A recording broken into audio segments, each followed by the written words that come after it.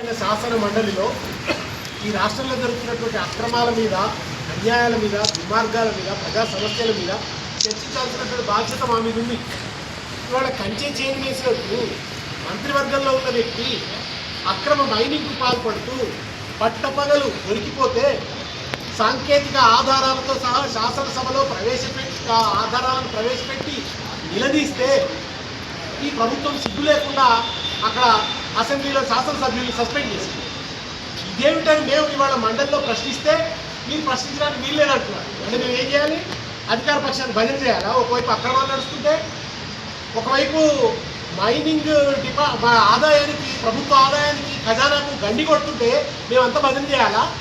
మేము ఏం చేయాలి? ప్రతిపక్షంగా మేము ఇవాళ నిలదీస్తే చాలా దుర్మార్గంగా మా అందరినీ కూడా మార్షల్స్ చేత ఎత్తిపారేయించారు. మహిళా మార్షల్స్ మాకు అడ్డం పెడుతున్నారు. మహిళలు ఎవరు లేరు.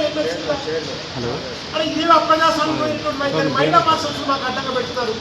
మమ్మల్ని ప్రశ్నించనివ్వడం లేదు, మాకు మైక్ ఇవ్వడం లేదు. మా మండలి మా ఎల్ఓపి గారు మైక్ అడిగితే ఆయన మైక్ ఇవ్వలేదు. పైగా శాసనసభ వ్యవహారాల శాఖ మంత్రి వచ్చి ఏమంటారంటే శాసనసభ సంఘాలకు విలువలేదు అంటారు. ఇంతకంటే విచిత్రం ఇంకేమైనా ఉంటుందా? స్వయంగా శాసనసభ వ్యవహారాల శాఖ మంత్రి శాసనసభా సంఘానికి విలువలేదంటారు. బట్ శిక్షించే అధికారం లేదని ముఖ్యమంత్రి అంటాడు. మరి కమిషన్లు వేశారు కదా, కమిషన్లకు శిక్షించే అధికారం ఉంటుందా? ఎందుకు కమిషన్లు వేశారు? కమిషన్ల చేత నిగ్గుదేల్చడానికి ఎందుకు ప్రయత్నించారు? ఎందుకు మీరు వెనకంజ వేస్తున్నారు? శాసనసభ సంఘం వేయడానికి లేదా సిట్టింగ్ జడ్జితో విచారణ జరిపించడానికి ఎందుకు వెనకంజ వేస్తున్నారు?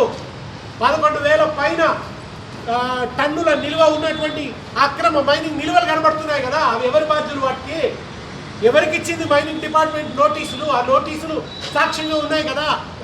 ఇంత చక్కగా సాక్ష్యం కనబడుతుంటే కొత్తలు కూడా 111 జీవో పరిధిలో ఉంది కదా. పొల్యూషన్ బోర్డు అభ్యంతరాలు చెప్పింది కదా, ఏ అనుమతులు లేవు కదా, ఏ రకమైన అసలు కనీసం కరెంట్ కనెక్షన్ కూడా లేకుండా డీజిల్ మోటార్లు పెట్టి అక్రమ మైనింగ్ జరిపిస్తుంటే యథేచ్ఛగా ముఖ్యమంత్రి గారు దాన్ని నడిపించుకోండి అంటున్నారు. అంటే వాళ్ళు ఏమిటి? కేరళ ఎన్నికల కోసం తెలంగాణ సొమ్మును దోపిడీ చేస్తారా?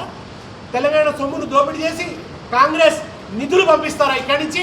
పొంగులేటి గారు చేస్తున్న పని అదేనా? అందుకే పొంగులేటి గారికి రక్షణగా నిలబడుతుందా ఈ ప్రభుత్వం? ఈ అక్రమార్కులు ఈ పరిపాలన దీన్ని మార్పు అంటారా? దీన్ని ప్రజాపాలన అంటారా? యథేచ్ఛగా ప్రభుత్వ ధనాన్ని లూటీ చేయడం, ఖనిజ సంపదను లూటీ చేయడం, రాష్ట్ర ఆదాయాన్ని గండి కొట్టడం, అప్రజాస్వామికంగా శాసనసభాపక్షంలో ఉన్నటువంటి వాళ్ళను గొంతులు నొక్కడం, సస్పెండ్ చేయడం, బయటపడేయడం, ఇది ప్రజాస్వామ్యమా? ముఖ్యమంత్రి గారు మీరు తొక్కుకుంటూ మాత్రమే కాదు, అవినీతి సొమ్ము బుక్కుకుంటూ, నెక్కుకుంటూ, ప్రజాధనాన్ని నొక్కుకుంటూ పైకి వస్తున్నారు. మీరు తొక్కుకుంటూ మాత్రమే కాదు, అవినీతి ధనాన్ని మెక్కుకుంటూ పైకి వస్తున్నారు అనేది వాళ్ళ చాలా స్పష్టంగా నిరూపణ అయింది. మీరు మమ్మల్ని బయట పడేసినంత మాత్రాన మేము ఊరుకోం, ప్రజాక్షేత్రంలో నిలదీస్తాం. రాఘవ కన్స్ట్రక్షన్స్ అక్రమ మైనింగ్ మీద విచారణ జరిగేంత వరకు, ఆ మంత్రిని బర్తరఫ్ చేసేంత వరకు మా పోరాటం ఆగదు. రేపు ఈ విషయంపై ఫిర్యాదు చేయడానికి, విచారణ డిమాండ్ చేయడానికి, గవర్నర్ కలవడానికి అటు ఎమ్మెల్యేలు, ఎమ్మెల్సీలు అందరూ కలిసి పెట్టుకున్నారు.